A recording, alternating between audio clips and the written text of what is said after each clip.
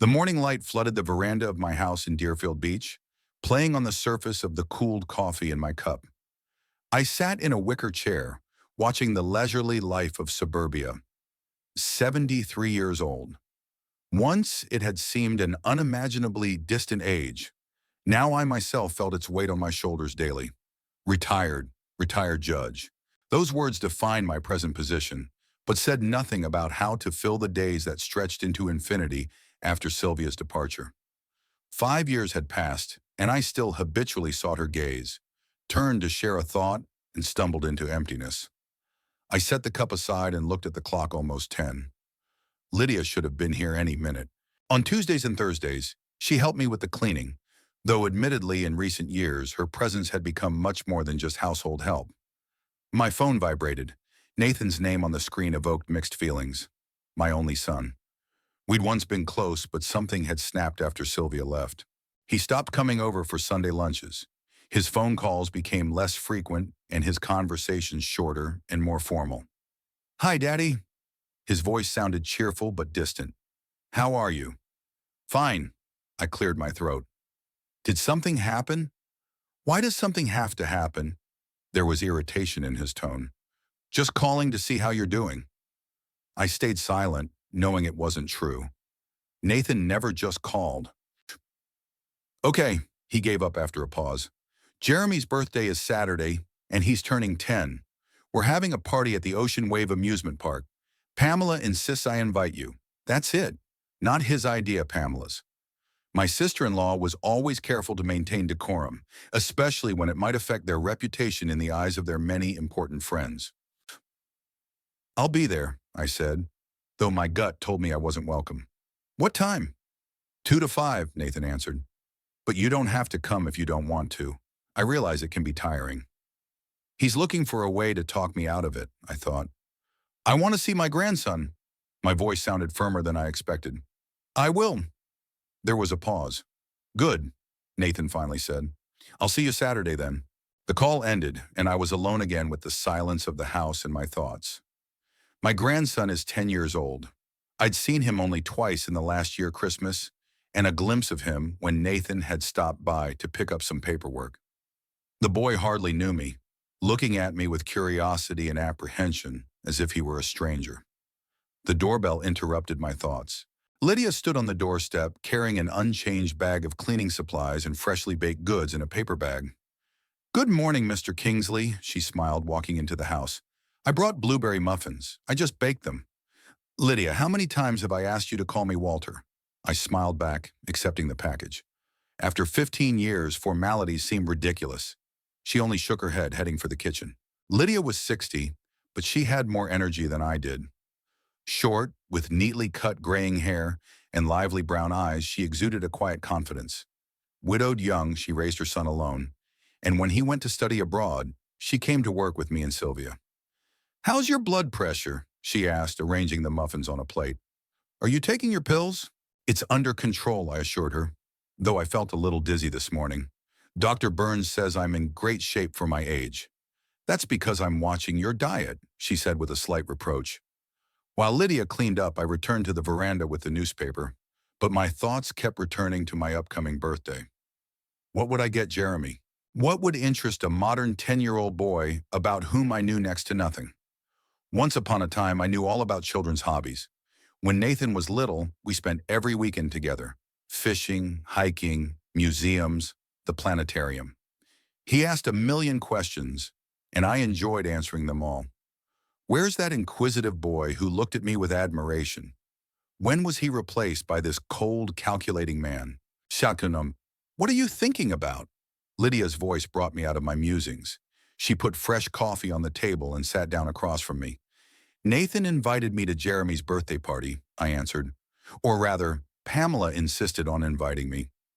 Lydia nodded understandingly. She was tactful enough not to comment on my relationship with my son, but I knew she understood. "What should I get a 10-year-old boy?" I asked. "So, I don't even know what he's into." "Kids that age usually like electronics," Lydia suggested. "Maybe a game console?" "He probably already has everything money can buy," I sighed. "Nathan and Pamela are literally flooding him with gifts. The last time I'd been to their house, his room had looked like the toy section of a big box store. Lydia thought for a moment. What if we gave him something special? Something connected to your memories? The thought stuck with me. There was a box of Nathan's things stored in the garage.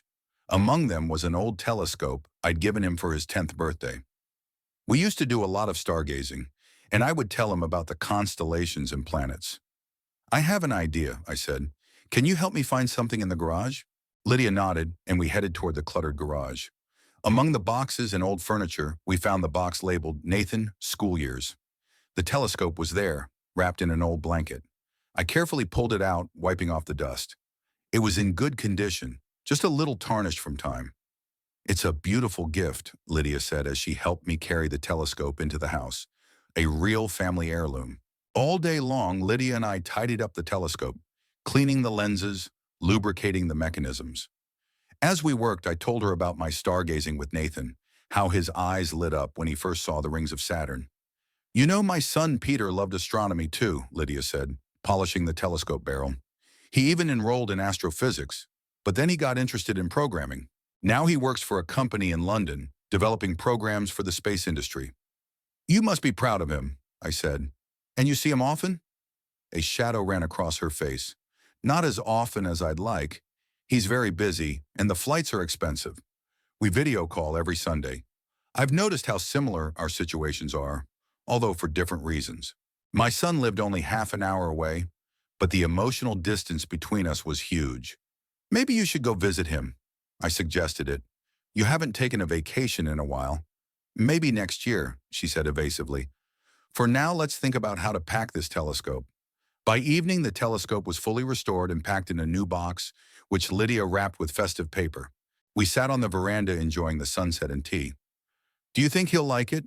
I asked, nodding at the wrapped gift. If he's anything like you, he will. Lydia smiled. The words warmed my soul, though I knew they were illusory. Jeremy was growing up in a different world, a world of gadgets and instant gratification. He was unlikely to appreciate an old telescope when there were so many bright, flashing, jingling toys around. After Lydia left, I sat alone for a long time, going through old photographs. Nathan at Jeremy's age, telescope in hand, wide smile and disheveled hair. Nathan and Sylvia on a picnic, our family trip to Yellowstone. Each photo is a shard of a happy past that can never be brought back. Somewhere we lost touch. Maybe when I went to work, building a career as a judge. Maybe when Nathan went away to college and came back a different person, ambitious, focused on career and money. Or when he married Pamela, whose idea of success was reduced to status and material possessions. Sylvia's death 5 years ago was the final straw. She had been a link between us, softening our differences, creating occasions for us to meet.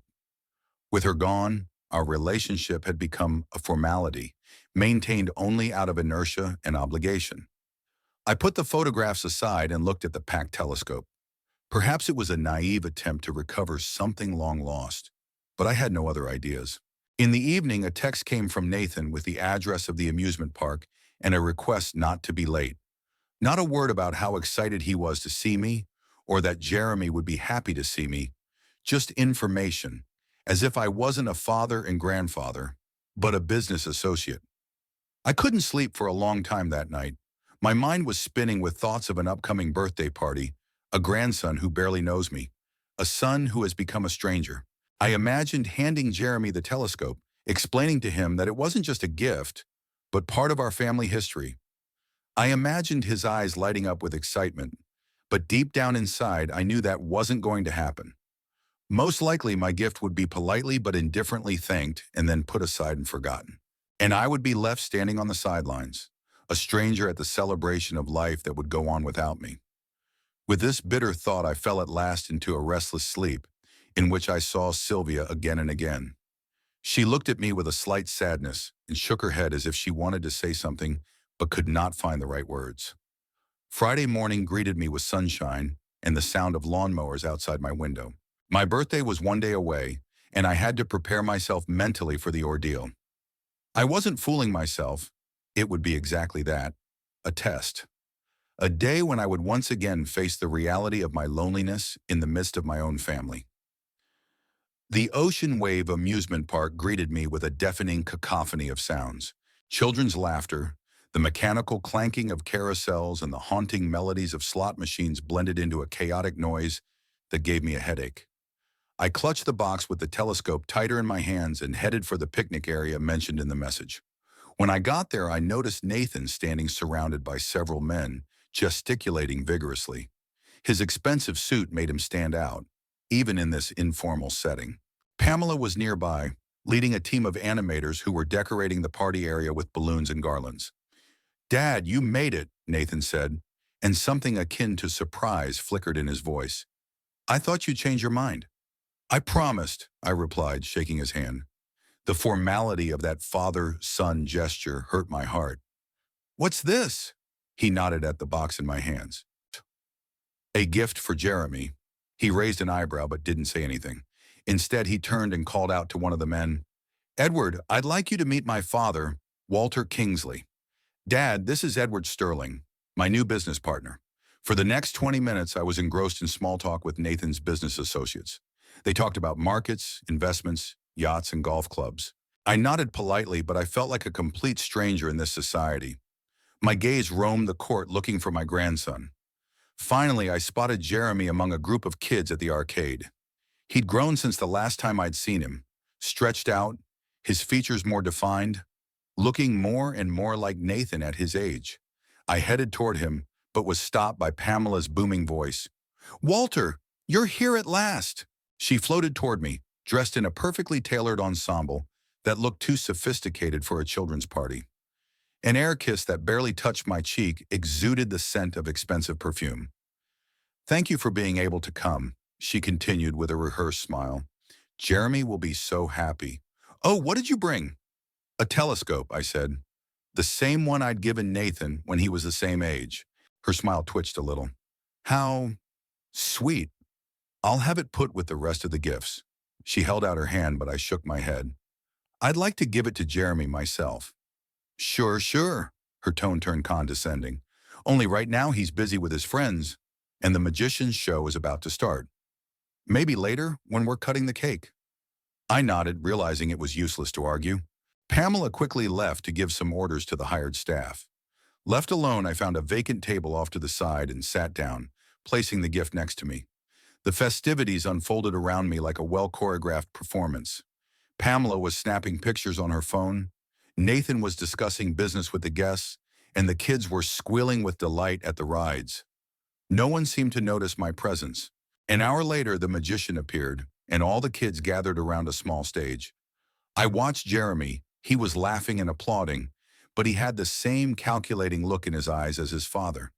He seemed older than his years, like a small adult in children's clothes. After the performance, the games began. Nathan participated actively, showing the others what a wonderful father he was. Pamela's camera worked nonstop, capturing every moment for their perfect social profiles. I was still sitting alone when Jeremy approached me. He stopped in front of me, eyeing me with mild curiosity. "Hi, Grandpa," he said politely but without much warmth. "Happy birthday, Jeremy," I smiled, feeling awkward. "You've grown since the last time I saw you." He nodded, shifting his gaze to the box. "Is this for me?" "Yes." I held out the gift to him. "It's a telescope. When your father was your age, I gave him one, just like it. We used to watch the stars a lot." Jeremy accepted the box and carefully unwrapped it. His face showed neither disappointment nor delight, only polite interest. "Thank you," he said, looking at the telescope. "I'll put it with the other gifts." He walked away, leaving me with a sense of missed opportunity. I wanted to tell him the history of the telescope, to explain how to adjust the focus, to show him how to find planets and constellations. But the moment was lost. Soon it was time to cut the cake, a tiered culinary masterpiece decorated with figures made of mastic. Everyone gathered around the festive table, singing congratulations, taking pictures. I stood behind everyone, watching this performance. After the cake, the guests wandered around the park. I noticed that Nathan was having a lively discussion with one of his business partners, so I decided to approach him. Real estate investments on the coast are the most promising right now, Nathan said, not noticing my approach. Pamela and I had already looked at a villa in a gated community. Of course, we had to take out a loan, but the status is worth it. When he saw me, he cut the conversation short. Dad, do you need something? I just wanted to talk, I answered. We hardly ever talk to each other. It's not a good time, he sounded annoyed. We're discussing important matters. Don't worry, Mr. Kingsley, his companion interjected. We'll have more time for discussion. Talk to your father. The man nodded politely and left us alone. Nathan looked at me with ill-concealed displeasure. What did you want? Just to see how you were doing, I tried to say calmly. We don't see each other that often. We're doing great. Business is growing. Jeremy's doing well in school. Pamela's opening a second gallery. What else do you want to know? I want to know about you, Nathan, not about your business or your material accomplishments. Something happened between us, especially after Mom died. So, let's not start this conversation again.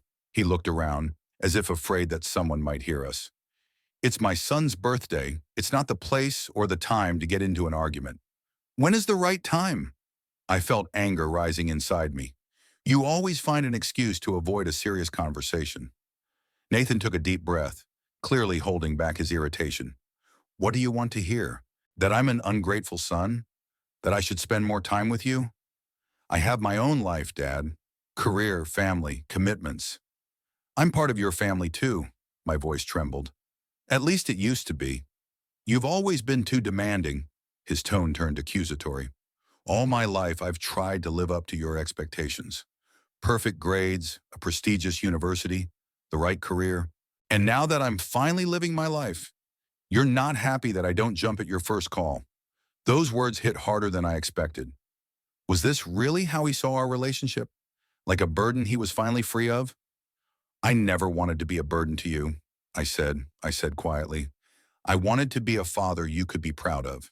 Is that why you skip my school plays for work? Forget parent-teacher conferences? The bitterness in his voice was genuine. You were too busy saving the world in your judge's chair to notice what was going on in your own home. These accusations were not new. We brought it up before, but always stopped halfway, unwilling to open old wounds. But now something had broken the dam. I've been doing the best I can, I countered. Sifwakum. Yes, I worked hard, but it was all to give you and Mom a better life. At least Mom was there for me, Nathan said. She was supportive, interested in my life. All I heard from you was criticism and lectures about the importance of being principled and honest. Was I wrong? I asked, feeling his every word tearing at my heart. Those values shouldn't have been passed on to you. Nathan laughed, but there was no mirth in his laughter. Values? From a man who preached justice all his life, but couldn't spare an evening to have dinner with his family? You're talking about a double standard now. I remained silent, not knowing what to say. There was some truth in his words that I couldn't deny. I had indeed missed many important moments of his life, justifying myself by the importance of my work. But did that override everything else? Did that give him the right to distance himself, to forget I existed? What about now? I finally asked. I've been retired for 5 years now. What's stopping us from reconnecting? Nathan looked at me with a strange expression, a mixture of pity and annoyance. It's been too long, Dad. We've become strangers. I have my own life, my own priorities. And you're stuck in the past, clinging to something that no longer exists. At that moment, Pamela came over to us, her smile not touching her eyes. Darling, the photographer wants to take a family picture at the fountain. Everyone is already gathered. Nathan nodded to her and, without looking at me, said, I have to go. Stay if you want, but we'll probably be here a while longer. They left without even asking me to join the family photo. I was left standing alone, feeling invisible at this celebration of life. As I watched them pose, Nathan, Pamela, and Jeremy, smiling and flawless, as if from a promotional picture, I realized I'd been right in my misgivings. I wasn't a part of their lives. My presence here was a formality, a tribute to social expectations, nothing more. The decision came suddenly. I won't impose anymore. If Nathan thinks we've become strangers, well, maybe he's right. You can't make a person love you or even respect you, even if that person is your own son. I quietly left the party without saying goodbye. No one noticed my departure, which only confirmed the correctness of my decision. I sat in my car for a long time in the parking lot, gathering my thoughts before driving home. The conversation with Nathan had left a bitter residue and a pang of emptiness in my chest. As I started the engine, I caught myself thinking that this was exactly what I'd been dreading all week. Not the ignoring, not the coldness, but this conversation that finally set the record straight. My son no longer needed me. Perhaps he never had since he'd grown up and left my care. The drive home seemed endless. I turned on the radio to drown out the heavy thoughts. But even the music couldn't distract me from the simmering emotions. Resentment, anger, frustration, guilt, all mixed into a toxic cocktail that ate away at my soul. How could he say I was stuck in the past? Is the desire to maintain family ties a clinging to the past? Is the desire to know my grandchild the whim of an old man out of his mind? The traffic on the road was heavy, a Saturday afternoon gathering all the suburbanites on the coastal highways. I was tapping my fingers irritably on the steering wheel when suddenly I felt a strange sensation in my chest. A slight pressure at first, then it began to build, turning into a dull, clenching pain. Must be nerves, I thought, trying to breathe deeply. But the pain didn't go away. On the contrary, it grew, spreading to my left shoulder and arm. Nausea and cold sweat broke out on my forehead. A heart attack. I recognized the symptoms the cardiologist had warned me about. Stay calm, I reminded myself, pulling over to the side of the road. Find a phone and call for help. I stopped the car and reached for my cell phone, but my hand wouldn't listen. The pain became unbearable, like someone was clenching my heart in a fist. My breathing became ragged, and black spots swam in front of my eyes. Not now, a panicked thought flashed through my mind. Not like this. The last thing I remembered was my fingers frantically pressing the emergency button, and Nathan's words echoed in my head. You're stuck in the past, clinging to something that's no longer there. Then the world around me went dark, and I fell into a void. The bright light of the hospital lamps blinded me as I regained consciousness. The ceiling floated in front of my eyes, and the monotonous beeping of medical equipment was in my ears. I tried to lift my arm, but found that I had IV tubes attached to it. "Oh, you're awake, Mr. Kingsley," a woman's voice came from my right. "Don't try to move, you need to rest." A middle-aged nurse with short brown hair checked the instruments and adjusted the pillow under my head. What? What happened? My voice sounded hoarse, like a stranger. "You had a heart attack," she said. "They found you in your car on the side of the road. Lucky for you, someone noticed you were sick and called an ambulance. You're now at St. Joseph's Hospital." The events slowly came back to mind. Jeremy's birthday, the unpleasant conversation with Nathan, the pain in my chest on the way home. I closed my eyes, trying to deal with the sudden dizziness. How long had I been here? Almost 24 hours. You were brought in last night. It's Sunday, 6 p.m., 24 hours. I've lost a whole day. I was worried no one knew what had happened to me. Not Lydia, not... Sure, my son, I said. I should tell my son. "Don't worry," the nurse said reassuringly. "We found the contacts in your phone and called your son yesterday. He said he would come as soon as he could." I nodded, feeling relieved. Despite our last conversation, Nathan was my son after all. Of course he'd come when he found out I was in the hospital. Who else? I didn't finish the question, but the nurse understood. "Honoré, there was a woman, Lydia. She sat with you all morning, but she had to leave an hour ago. She promised she'd be back tomorrow." Lydia. I smiled, imagining how worried she was. She must have come as soon as she heard what had happened. "The doctor will see you soon," the nurse said. "In the meantime, try to get some rest." She adjusted my IV and walked out, leaving me alone with the beeping of the heart monitor and my own thoughts. I looked around. A typical hospital room, sterile white walls, minimal furniture. It was evening outside the window, the golden rays of the setting sun filtering through the blinds. My thoughts returned to the conversation with Nathan. His words still reverberated with pain. Maybe he was right. Maybe I really had gotten too distant from him during my active career years. But did that justify his current attitude toward me? The door opened, interrupting my musings. The doctor came in, a gray-haired man in a white coat with attentive eyes behind his glasses. Mr. Kingsley, I'm glad to see you've come to your senses. I'm Dr. Mitchell, cardiologist. He came to my bedside, quickly looked at the monitors and made some notes on a clipboard. How are you feeling?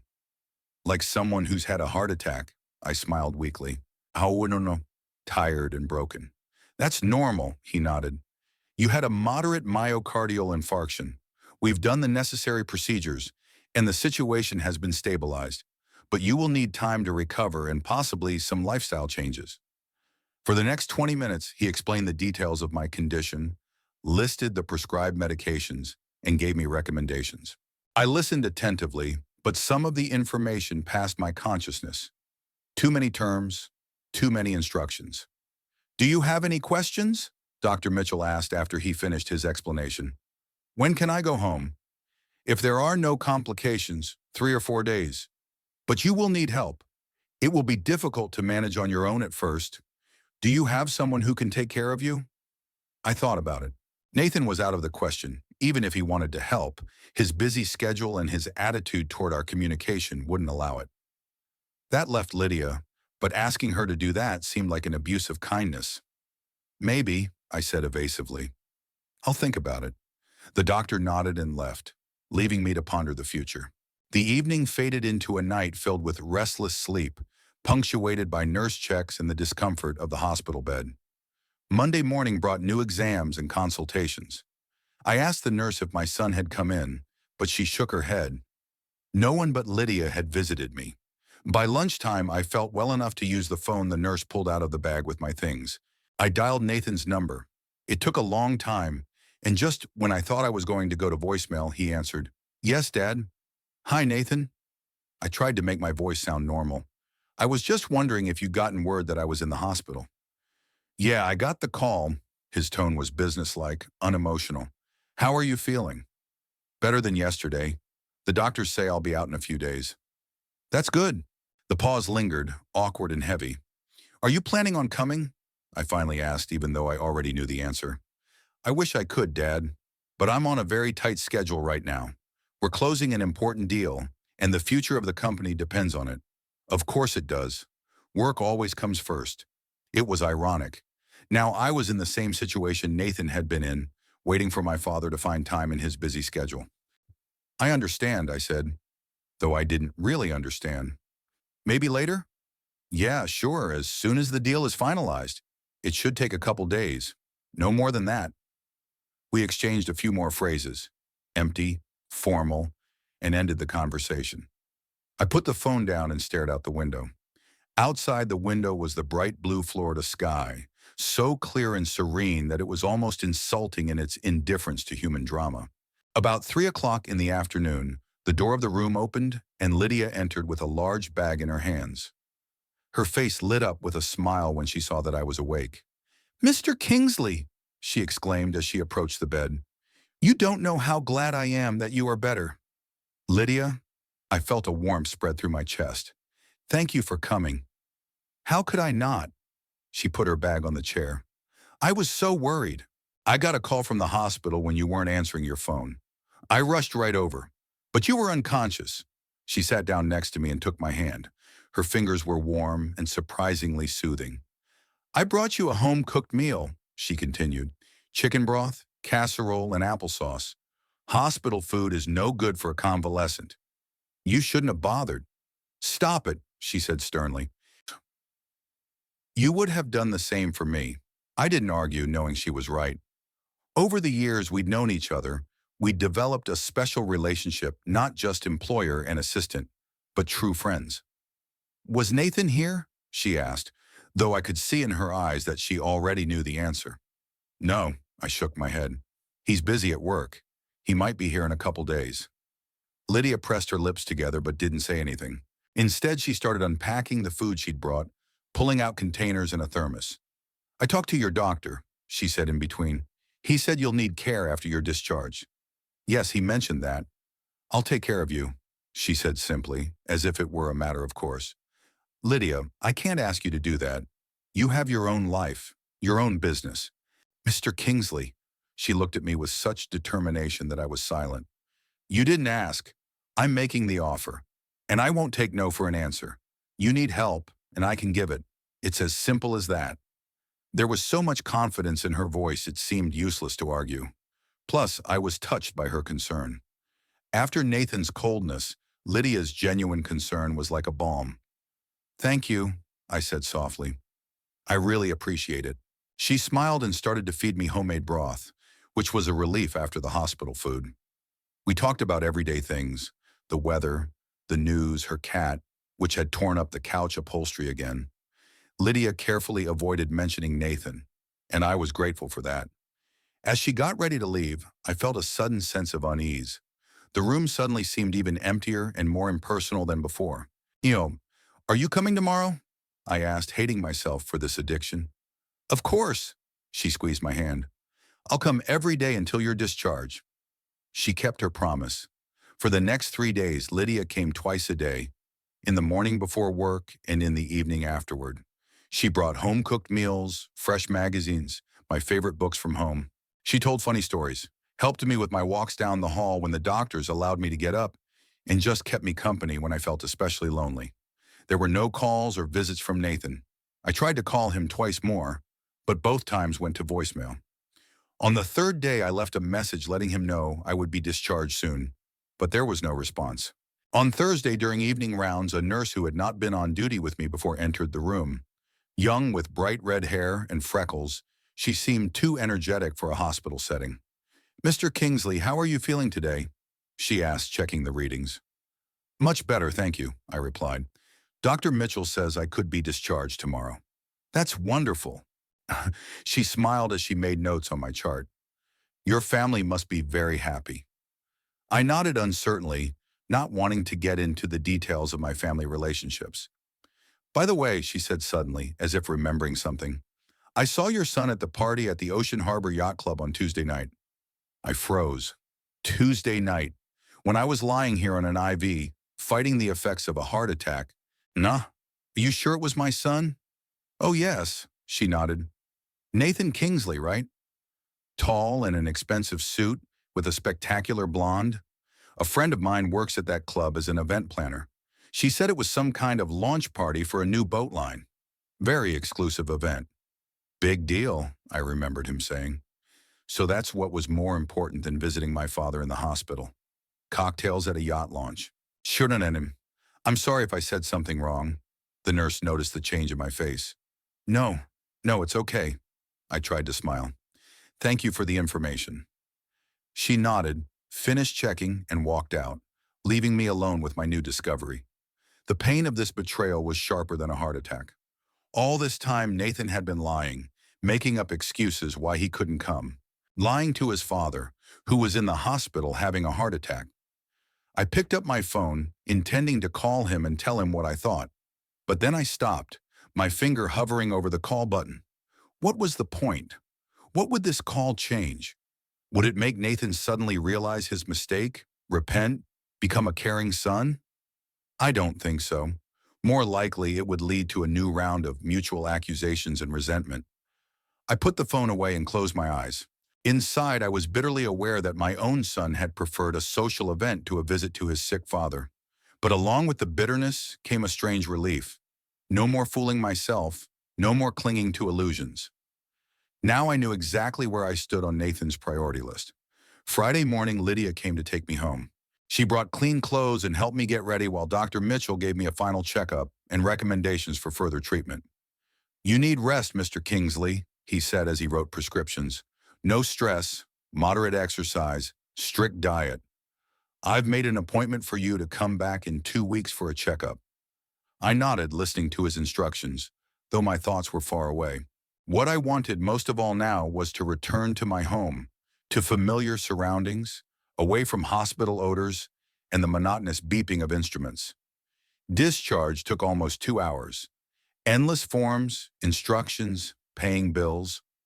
Finally, all the formalities were completed, and the nurse wheeled me in my wheelchair to the exit, where Lydia's car was waiting. "Home," I said with relief as we pulled out of the hospital parking lot.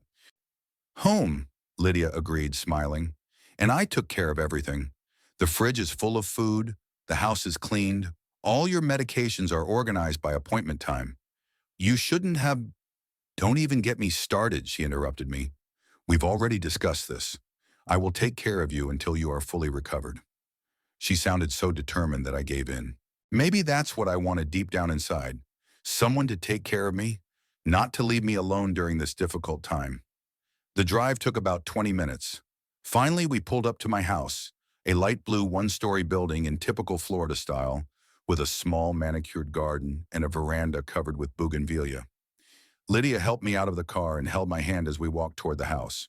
Every step was difficult. I hadn't expected to be so weak. By the time we got to the front door, I was breathing heavily. You need to lie down right away, Lydia said as she opened the door.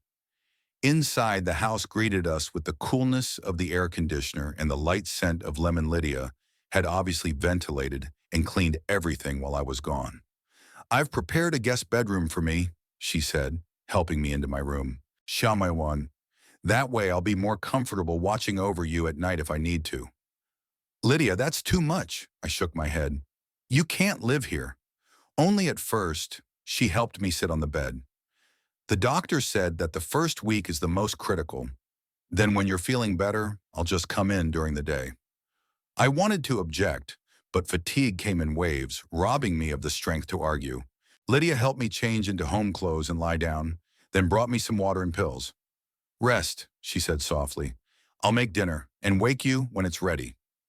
I closed my eyes, listening to her quietly leave the room. A strange feeling filled me, a mixture of gratitude, relief, and a pang of sadness. The woman who was merely a domestic helper was showing more care than my own son. Lydia, who wasn't related to me by blood, was there for me in my time of need, while Nathan preferred a social party. Tiredness took its toll, and I drifted off to sleep, the first truly restful sleep I'd had in days. I woke to a quiet knock at the door. Lydia had brought a tray of lunch. How are you feeling? She asked, helping me to sit up. Better, I answered, and it was true. Sleeping in my own bed was a relief. Thank you, Lydia, for everything. She smiled, setting the plates on the bedside table. Fresh vegetable soup, steamed lean meat, compote, all prepared with care and attention to my new dietary restrictions. Eat while it's hot, she said, and then rest. I'll be in the next room if you need anything. She left, and I looked at the food I had prepared and thought about the strange twist of fate. The man I was paying to work in the house was now showing more human warmth than my own son. Nathan hadn't even called to see if I'd been discharged.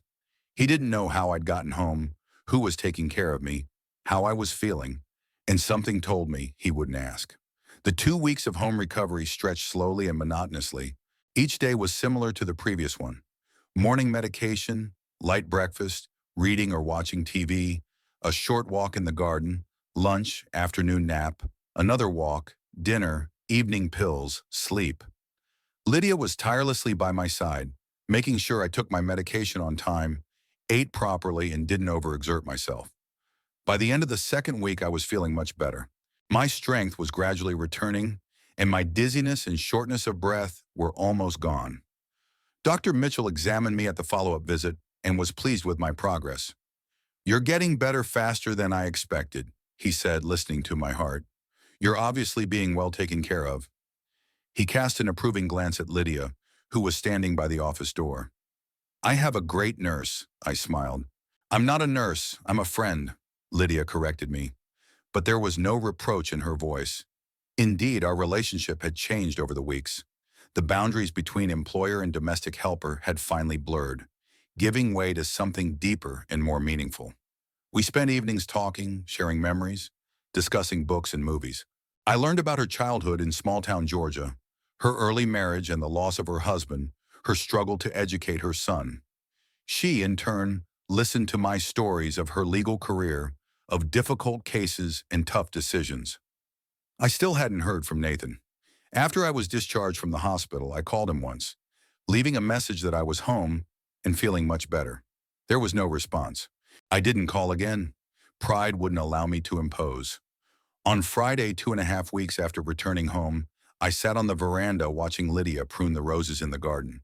She had insisted on taking over that job as well, even though I assured her that the gardener who came once a week was doing a fine job. Working in the garden is soothing, she said. Besides, I need something to keep my hands busy while you rest. Looking at her, so caring and devoted, I made a decision that had been brewing in me for days. A decision that many would consider impulsive or even insane, but to me it was the only logical one. Waiting until Lydia finished with the roses and left to make dinner, I picked up the phone and dialed a number I hadn't dialed in years. Howard Mercer, a familiar voice answered after the third ring. Howard, this is Walter Kingsley, I said. Walter? There was genuine surprise in his voice. How long it's been, how long it's been. How are you, old Seawolf? Howard Mercer was my law school classmate and remained a close friend throughout our careers. For the past 15 years, he has specialized in family law and wills, with a reputation as one of the best in that field in our county. Akri, not as well as I would have liked, I replied. Had a heart attack 3 weeks ago. Damn it, Walter, he exclaimed. Why am I only hearing about this now? You know how it is. I tried to turn it into a joke. I didn't want to worry anyone. Are you okay now? Do you need any help? I'm recovering, thank you. And I have help. I glanced at the kitchen window where Lydia's figure flashed by. But I need your professional advice about my will. Howard was silent for a second. I understand. His voice became serious. When would it be convenient for you to meet? Could you come to my house? The doctor doesn't recommend long-distance travel yet. Sure, how about tomorrow around 2 in the afternoon? Perfect. Thank you, Howard. We agreed on the details and I ended the call. The decision had been made. All that was left was to put it into legally correct form. And who better to help me with that than Howard? Over lunch, Lydia noticed a change in my mood. You look pensive, Mr. Kingsley. Is something the matter? I put down my fork and looked at her. I've invited an old friend over tomorrow afternoon, Howard Mercer, the lawyer.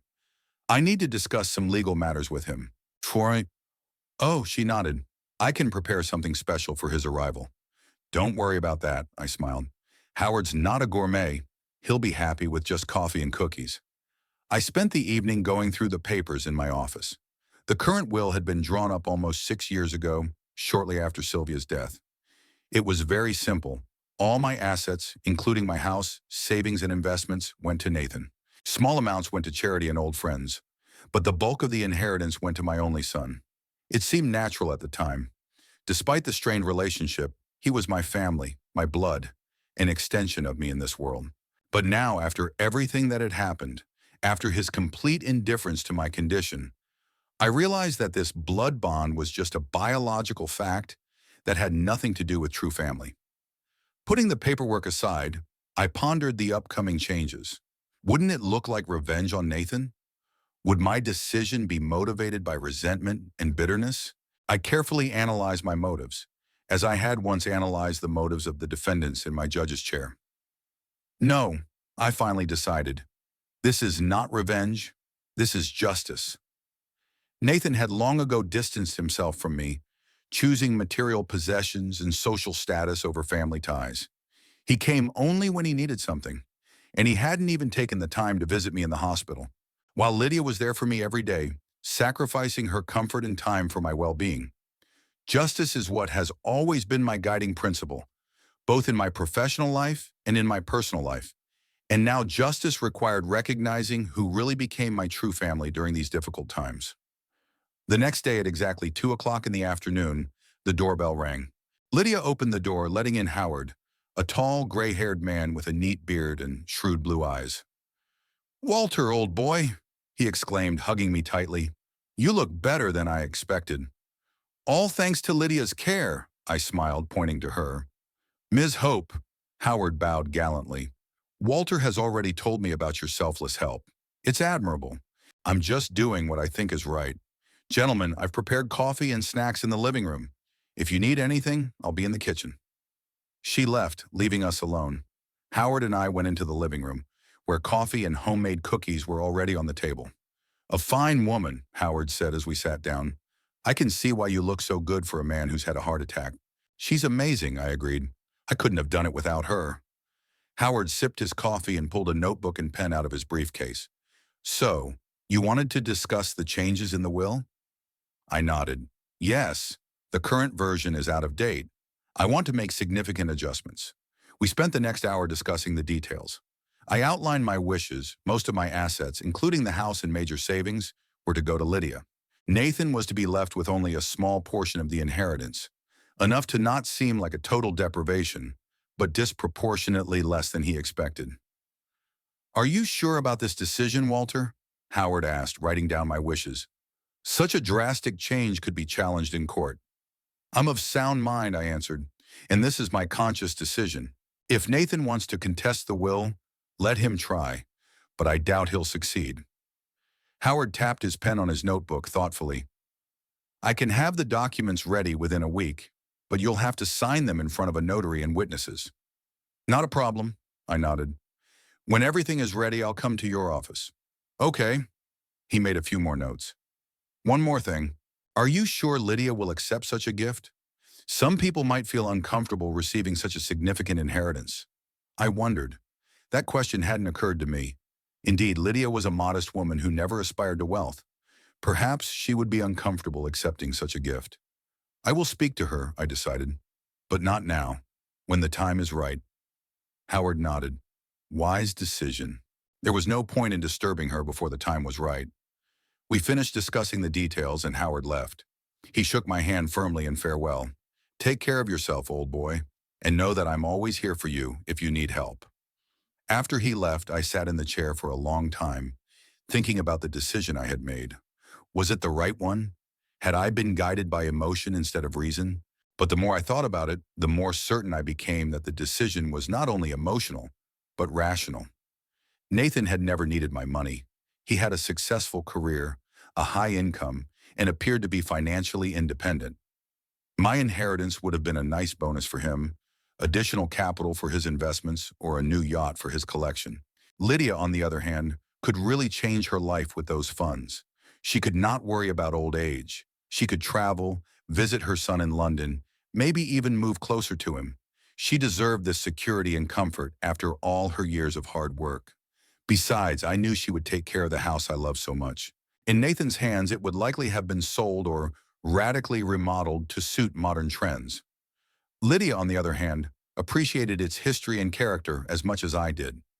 These musings were interrupted by her appearance. "Did your friend leave already?" she asked as she entered the living room. "I brought fresh coffee." "Yes, we're done," I smiled, accepting the cup. "Thank you. Everything okay with your legal matters?" "Yes, just updating some documents." I didn't go into details. "Nothing urgent." She nodded without asking any more questions, another quality I appreciated in her. Lydia never meddled in my business, respecting my space and right to personal decisions. We spent the evening as usual, dinner, quiet conversation, TV. But my thoughts kept returning to the decision I'd made today. I imagined how Nathan would find out about the new will, perhaps after my death, perhaps sooner. His reaction would be predictable: anger, accusations of my inadequacy, maybe lawsuits. But it didn't bother me anymore. At night, when the house fell silent, I couldn't sleep.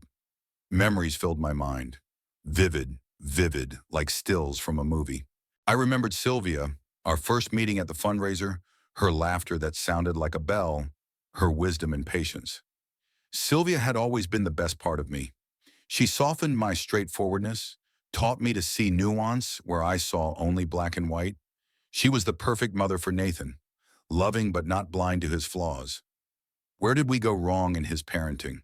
Maybe I really was too immersive, too strict and demanding. Maybe we gave him too much material things without teaching him to appreciate the intangible. Or was it just his way, his choice, for which he was responsible? I remembered Nathan as a little boy, inquisitive, open, eager for my attention and approval. When and why did that change? In adolescence? In college? Or had it happened gradually, unbeknownst to both of us? Rolling over onto my other side, I reflected on the life twists and turns that had led me to today. Every choice, every decision led to certain consequences. If I had worked less and spent more time with my family, would our relationship with my son be different? If Sylvia were alive, would she be able to maintain the bond between us? These questions remained unanswered, lost in time like footprints in the sand after the tide. In the morning at breakfast, Lydia noticed my tired face. "Didn't you sleep well?" There was concern in her voice. "Just a lot of thinking," I admitted. "Sometimes the past doesn't rest." "I understand," she nodded. "It's hard for me to sleep too, when the memories come flooding back." We were silent, each with our own thoughts, but there was more understanding in that silence than in any other long conversation. "I got a letter from Peter," Lydia said at last, changing the subject. "He's going to come for Christmas." "That's wonderful." I was genuinely happy. "How long has it been since you've seen him?" "Almost 3 years," she said, a twinkle of sadness in her eyes. "That's too long." "He could stay with us," I suggested, not thinking about the meaning of the word us. "There's plenty of room in the house." "That's very kind of you, but I don't want you to be cramped. You'll be well enough for Christmas, and I'll be back to my regular schedule." That thought suddenly upset me. I had gotten so used to her constant presence that I couldn't imagine going back to my old lonely life. "You never embarrass me, Lydia," I said quietly. "On the contrary, your presence makes this house alive." She was embarrassed by the words, but smiled gratefully. "You mean a lot to me too, Mr. Kingsley. These last weeks have been special." At that moment, I almost decided to tell her about my new will, but something stopped me. It wasn't time yet. Talking like that could change the dynamic of our relationship. And right now, that's what I valued. Simple, sincere friendship without complications or commitment. Howard called 5 days later, telling me that the paperwork was ready. We arranged to meet at his office the next day. Lydia volunteered to drive me, even though I assured her I could drive myself. "No way," she said. Dr. Mitchell said not to drive for at least 2 more weeks." "I'll drive you, and wait as long as you need." Things went quickly and smoothly at Howard's office. I read the new will carefully, made sure all my wishes were taken into account, and signed it in the presence of a notary and 2 witnesses. "I'll keep a copy in my safe," Howard said, shaking my hand in farewell. "I suggest you keep the original in a safe place." "Thank you for everything," I said. I was relieved to know that the matter was resolved. On the way home, Lydia noticed a change in my mood. "You seem calmer," she said, "as if a weight had been lifted off your shoulders." "I am," I smiled. "Some decisions are hard to make, but once they're made, it's easier." She didn't ask, which I was grateful for. Instead, she offered, "The weather is beautiful. Why don't we stop by the beach? A little fresh sea air would do you good." The idea was tempting. I hadn't been to the beach since my heart attack, but I used to go there often, especially in the evenings to watch the sunset. "I'd love to," I agreed. We spent about an hour on the beach, sitting on a bench and watching the waves crash against the shore. Seagulls shrieked above, and the sun slowly slipped toward the horizon, coloring the sky and the sea with golden tones. "You know," I said, looking at the water, "life is a strange thing. You never know where the current will take you." "That's true," Lydia agreed. "Sometimes the most unexpected turns lead to the right places." We were silent for a moment, each absorbed in his own thoughts. Then she said quietly, "I'm sorry your son doesn't visit you, especially after what you've been through." "I've made my peace with it," I replied, wondering how true that was. "Nathan made his choice. He has his own life, his own priorities." "But you're his father," she sounded incomprehensible. "Sometimes blood ties aren't as strong as we used to think." I turned to her. "And sometimes a true family is formed not by blood, but by spirit." She looked at me for a long moment, as if trying to figure out the hidden meaning of my words.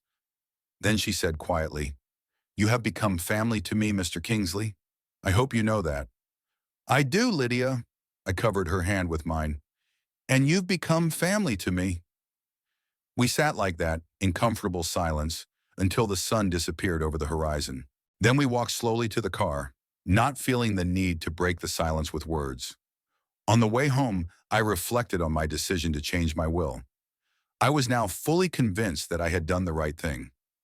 Lydia had earned this inheritance not only by her care in difficult times, but also by the simple human warmth with which she had filled my life. At home, nestled in a chair with a book, I mentally revisited my conversation with Howard again. "Are you sure about this decision?" he asked. Yes, I was sure. More than that, I felt it was the fairest decision I'd made in years. Fairness had always been my main guideline, and now it was showing me the way. Lydia had become my true family, my support, my comfort in difficult times, while Nathan, bound to me by blood ties, turned away when I needed him most. The will wasn't just a legal document, it was an acknowledgement of that truth, a formal confirmation of what I already knew in my heart. Lydia was family not by birthright, but by right of love and care, and that right was stronger than any biological ties. It had been almost 6 weeks since my heart attack, and life was slowly returning to normal. I was already able to perform most daily tasks on my own, although I was tiring faster than before. Lydia continued to come 5 days a week, but she no longer stayed overnight, which seemed like a reasonable compromise. I got the help I needed, but didn't feel completely helpless. That Thursday, I was sorting through the books in my office. Some of them I planned to donate to the local library, others I wanted to organize by subject for easier reference. Lydia was in the kitchen preparing dinner, and the soft sounds of classical music were coming from the living room. The doorbell rang so suddenly that I flinched, dropping the book I was holding. We weren't expecting anyone, and usually visitors gave notice of their visit. I heard Lydia walk across the parlor to the front door, then muffled voices, and suddenly a surprised exclamation. "Mr. Kingsley," Lydia called out with an unusual formality in her voice. "You have visitors." I came out of the study, wondering who it could be, and froze with surprise. Nathan and Pamela were standing in the hallway.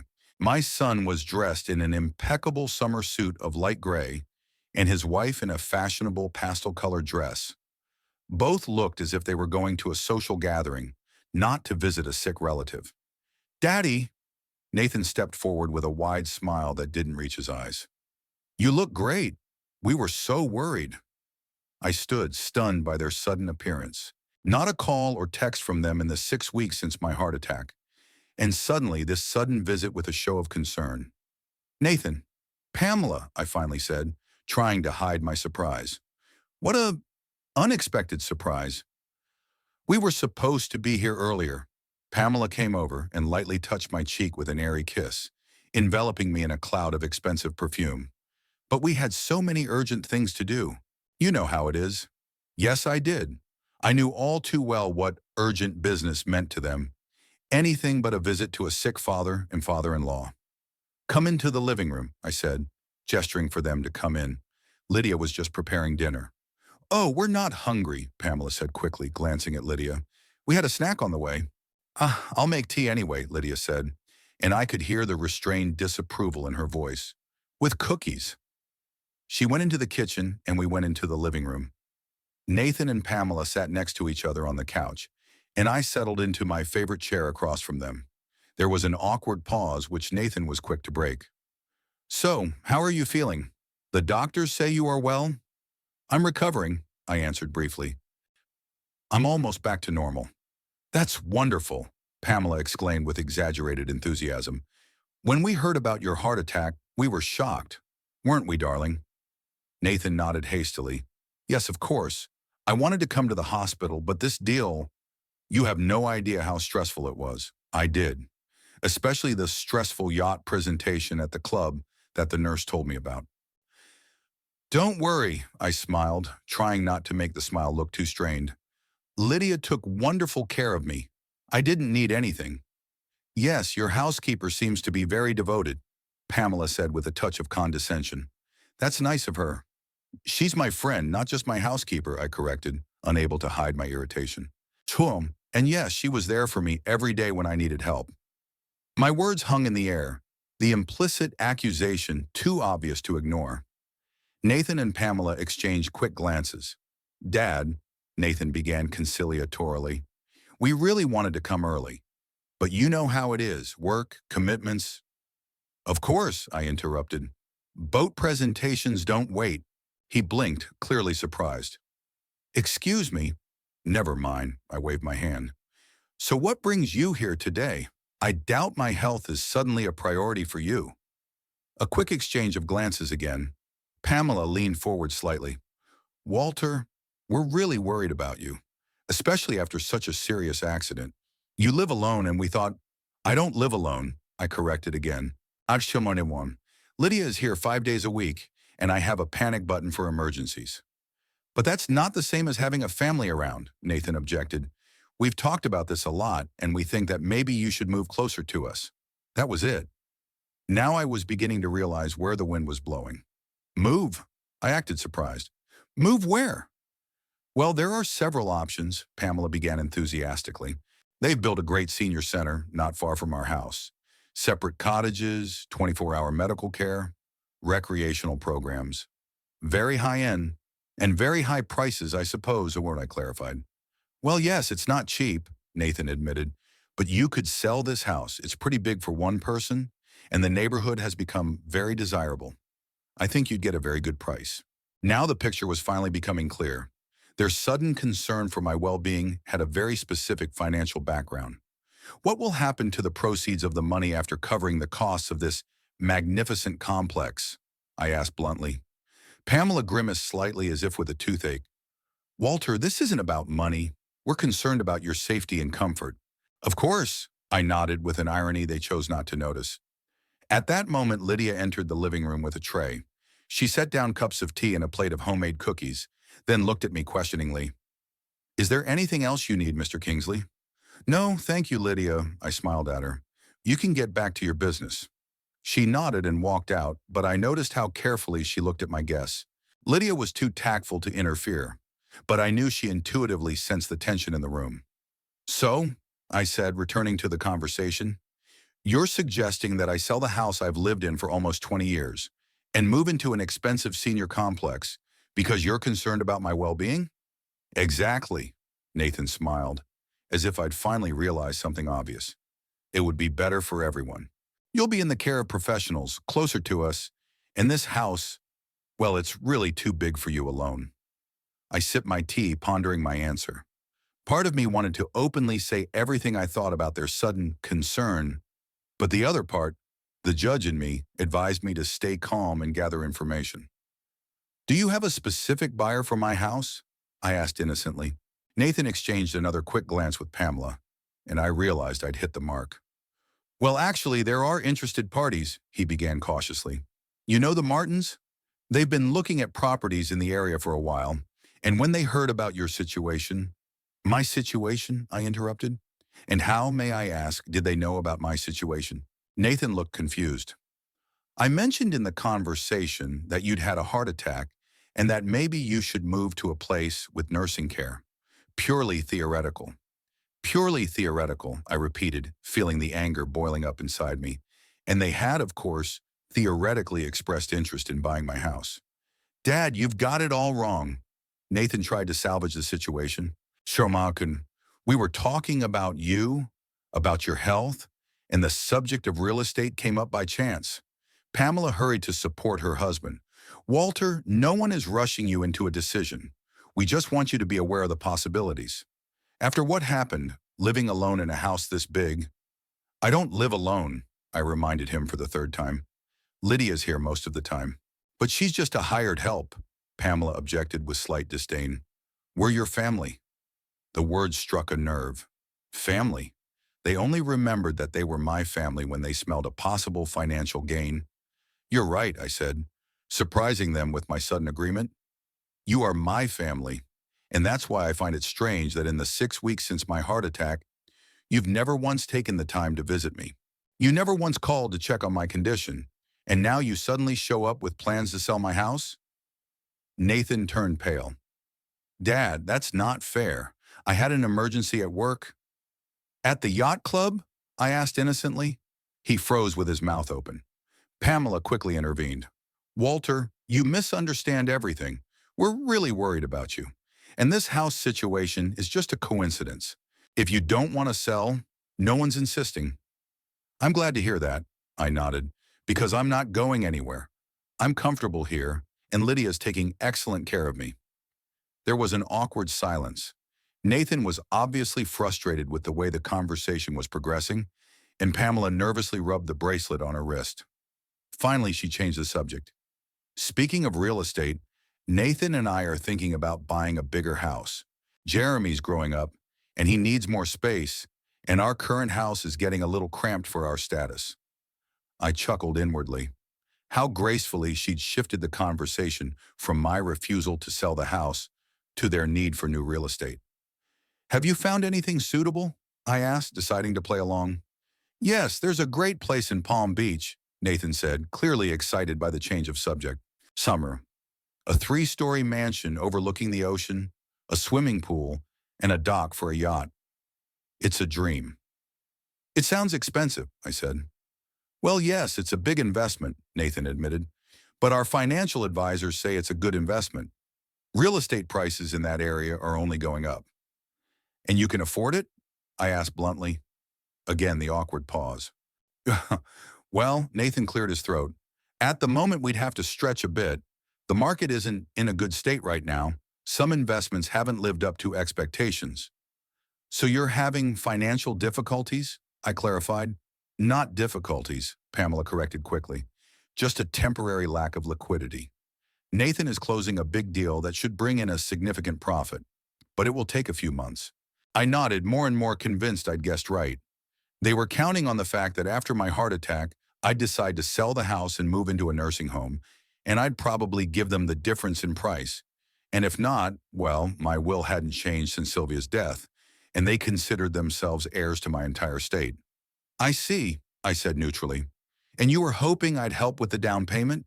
Nathan looked like he'd swallowed a lemon. Dad, we're not asking you for money. We're just sharing our plans. Of course, I nodded. As a family. The awkwardness in the room had reached a climax. Pamela set the cup on the table and turned to Nathan. Honey, we have to go. I have a meeting with the designer at 4. Nathan stood up with obvious relief. Yes, we really have to go. Dad, we're glad you're getting better. Maybe next time we could discuss things in a more constructive way. Sure, I stood up too. Always good to see my family. They headed for the exit, and I walked them to the door. On the threshold, Pamela turned around. Walter, think about our offer. A house this big at your age, especially after a heart attack? I'll think about it, I promised without any intention of keeping my promise. When they left, I went back into the living room and sank into a chair, feeling a strange mixture of emotions. Anger, disappointment, bitterness, and strangely, relief. I knew for sure now that I had made the right decision in changing my will. Lydia appeared in the doorway, her face a look of concern. Are you all right, Mr. Kingsley? Yes, just family stuff, I sighed. Nothing serious. She nodded, but I could see that she didn't believe my calmness. They want you to sell the house? I grinned. News travels fast. I'm sorry, I didn't mean to eavesdrop, she said, embarrassed. It's just that, when I was passing by... It's all right, Lydia, I assured her. Yes, they're asking me to sell the house and move into an expensive senior center, allegedly out of concern for my health. And really, she asked, and I could hear the understanding in her voice. They actually need the money from the sale, I said bluntly. They appeared to have a temporary lack of liquidity, but big plans for a new mansion in Palm Beach. Lydia shook her head, but refrained from commenting. Instead, she asked, Will you be having dinner? I can cook something light. Yes, thank you. I was grateful for her change of subject. Something simple would be great. She left for the kitchen and I remained seated, thinking about Nathan and Pamela's visit. Their true motives were crystal clear now. They weren't concerned about my health or well-being. They were only interested in the financial gain they could make from my situation. Part of me wanted to call them and tell them everything I thought of them. The other part, wiser and calmer, realized it was pointless. They wouldn't see anything wrong with their behavior, wouldn't admit their selfishness and coldness. But now I had an advantage. I knew their true intentions, while they were unaware of my actions. They had no idea that I had already changed my will, that their plans for my inheritance were no longer valid. Let them build their air castles. Let them count on money they would never receive. I wasn't going to shatter their illusions, at least not now. The time for the truth would come. Dinner with Lydia passed in a relaxed, friendly atmosphere. We talked about everyday things. The movie we'd recently seen, the new book I'd started reading, her plans for the weekend. Nathan and Pamela weren't mentioned, as if their visit was an unpleasant dream best forgotten. After dinner, Lydia went home as usual. She lingered at the door. Are you sure you're going to be all right? After such an emotional day? Absolutely, I assured her. Nathan's visit wasn't a surprise to me. I'd known for a long time that sooner or later they'd show up with their plans for my house and money. You don't seem upset, she remarked with slight surprise. You know, I thought for a moment, it's strange, but I really don't seem upset. Rather, I feel a sense of clarity. I now know exactly where I stand in their lives, and that, paradoxically, brings relief. Lydia nodded. Sometimes it's better to know the bitter truth than to live in a pleasant illusion. Exactly, I agreed. Good night, Lydia. I'll see you tomorrow. Good night, Mr. Kingsley. Call me if you need anything. She left and I went back into the living room and sat by the window, watching the dusk fade over my garden. Thoughts of Nathan and Pamela slowly receded, giving way to a calm acceptance of the situation. I thought about my life, about how strange it had turned out. I had once dreamed of a close-knit family, a son who would follow in my footsteps, grandchildren who would delight me with their successes. Instead, I got a self-serving son who cared only about his status and money, a daughter-in-law for whom I was only a source of potential profit, and a grandson who barely knew me. But on the other hand, fate gave me Lydia, a woman who was closer to me than my blood relatives. She took care of me not out of selfish motives, but out of sincere human warmth and friendship. Maybe that was the main lesson that life taught me on the slope of years. A real family is not always defined by blood ties. Sometimes the closest people come into our lives by chance, unconnected to us by any formal relationship. I pulled a small leather-bound book out of my pocket, my new will, which I'd picked up from Howard Mercer's office after the formalities had been completed. As I flipped through the document, I was once again convinced that I had made the right decision. Nathan and Pamela would probably be shocked when they learned the truth.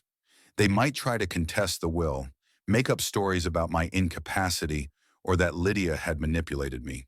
But Howard had provided for all those possibilities. The will was impeccably drafted with the necessary medical evidence of my clear mind and solid memory. I tucked the document back into my pocket and looked at Sylvia's picture on the mantel. What would she say about my decision?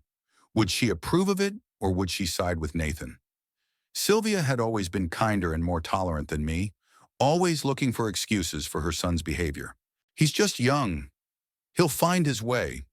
Give him time, were her favorite phrases. But even she, with her endless motherly love, was disappointed with his attitude in the last years of his life. I don't recognize him, Walter, she said shortly before his death. Where has that sensitive, intelligent boy we raised gone? I didn't know the answer then, didn't know it now. But I did know that Sylvia, for all her kindness, believed in justice. She would understand my decision, perhaps sadly, but she would understand. With a sigh, I rose and headed for the bedroom. Tomorrow was another day, and I felt as if something had changed after Nathan and Pamela's visit, as if the last thread that had bound me to my illusions of family had finally broken. But instead of bitterness and emptiness, I felt a strange release. It was as if the weight I'd been carrying all these years, the weight of unfulfilled hopes and disappointments, had finally fallen from my shoulders, allowing me to breathe. Nathan had made his choice years ago. Now I'd made mine, and for the first time in a long time, I was sure it was the right one. I thought long and hard about what to do. A week had passed since Nathan and Pamela's visit, and their true motives kept me in suspense. Part of me wanted to leave it alone, let them live in ignorance. But the other part of me, the part that always wanted truth and justice, demanded clarity. Thursday morning, I made my decision and called Howard Mercer. Howard, it's Walter. I'm sorry for the early call, but I want to set up a meeting with my son, and I need you to attend. We arranged a meeting for the next day, and I immediately dialed Nathan's number. Nathan, I would like to meet you tomorrow, I said bluntly, at my house at 2 o'clock in the afternoon. Tomorrow? I'm on a pretty tight schedule. It's important. It's about the inheritance in my will. A pause. I could almost physically feel his mood changing. Good, he finally said with much more enthusiasm. At exactly 2 o'clock on Friday afternoon, Howard arrived, followed shortly afterward by Nathan. We were seated in the living room, me in my favorite chair, Nathan on the couch across from me, Howard in the chair by the window. Now, Nathan said, did you mention the will? Yes. Nathan, I've made significant changes to my will. Given your recent interest in my financial situation, I thought you should know about these changes. What changes? I exchanged a glance with Howard, who nodded silently, authorizing me to continue. I've decided to leave most of my property, including this house, to Lydia Hope. Nathan blinked as if he didn't understand. Lydia? Your housekeeper? His voice sounded incredulous. My friend, I corrected him. Hewan, the woman who'd been there for me through the hardest times, who nursed me back to health after my heart attack when you were too busy presenting yachts. The color rushed to his face. You can't be serious. No, Nathan, it's not a joke. Howard can confirm that the new will is completely legal. Howard nodded. All the documents are legally executed, with the necessary certificates of capacity for Mr. Kingsley. Nathan jumped to his feet, his face contorted with anger. This is absurd. You can't give everything to some hired woman. I can and I did, my voice remained calm. You'll get a certain amount, but the bulk of the property will go to Lydia. She manipulated you. She took advantage of your vulnerability. That's undue influence. Lydia knows nothing about the new will, I replied. It was entirely my decision. I'll challenge it in court, Nathan said threateningly. I'll prove that you were incapacitated. Howard calmly intervened. Mr. Kingsley underwent a full medical examination before making the will. 3 doctors confirmed his capacity. The signing process was videotaped. The chances of contesting it are minimal. Nathan looked from Howard to me. Why, Dad? Revenge? Because I didn't come to the hospital? Not out of revenge, Nathan. Justice. Lydia took care of me when I needed help. You only showed up when you smelled an opportunity for financial gain. That's not true. I was going through a critical period at work. And the yacht club party? Was that work too? I asked quietly. He froze. Who told you about that? It doesn't matter. The fact is, you chose cocktails over visiting your father after a heart attack. Nathan sank down on the couch. Is this about the money? Are you punishing me? It's not about the money, I shook my head. It's about who has really become my family. I'm your son. I am your flesh and blood. And this woman is a nobody. All right. She didn't ask for anything, and she doesn't know about the will, I repeated. Unlike you, she's never been interested in my money. You can't be that blind. She manipulated you. I shook my head. You judge others by yourself, Nathan. Not everyone measures relationships by money and status. And you judge me without understanding my life. I have a family. I have responsibilities. I never demanded much. My voice remained calm. I just wanted you to remember that I'm your father, not an ATM. Nathan laughed bitterly. What about you, Dad? Didn't you skip my school activities for work? Didn't you forget birthdays? I made mistakes, I admitted. I wasn't a perfect father, but everything I did was to provide for you and your mother. On a farm. And now you're taking that future away from Jeremy. His voice grew quiet. You're disinheriting your grandson. Jeremy, a boy who sees me once a year and barely knows my name? He's a child. Of course he's more interested in gadgets than an old telescope. It's not about the telescope, I sighed. It's about attitude. You're raising him with a focus on material things without understanding what's really important. Nathan shook his head, his face contorted. I'm not going to listen to criticism of my lifestyle, especially after you give everything to the housekeeper.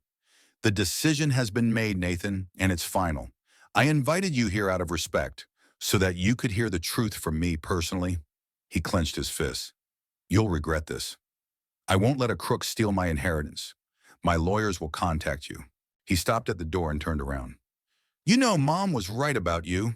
She used to say you were selfish behind the mask of justice. I didn't believe her, but now I see she was right. Those words stabbed me right in the heart. Sylvia had never said anything like that. I knew that for sure. Get out, I said quietly, and don't you dare use your mother's name in your manipulations. Nathan grinned. I'll see you in court. The door slammed shut with such force that the glass shook. Howard left soon after, leaving me alone with my thoughts. The meeting I'd feared had taken place, and the outcome was predictable, a complete breakup. But in a strange way, I felt not only bitterness, but also liberation. It was as if the heavy shackles that had bound me for years had finally fallen. There was no longer any need to pretend that our relationship could be salvaged. In the evening, Lydia called, concerned about my condition. Her simple human concern warmed my soul. I assured her that everything was fine, and I would be happy to see her tomorrow as usual. I have turned 73 years old, and who knows how much time I still have left. But those remaining years I will live by my own rules, surrounded by people who truly care about me, not my possessions. Nathan was right about one thing. I made mistakes as a father. I spent too much time on my career, too little on my family. But you can't change the past, and it's pointless to torture yourself with regrets about things you can't undo. True family isn't always those you're related to by blood. Sometimes it's those who choose to be there for you when you need them. And in this new understanding of family, I finally found peace.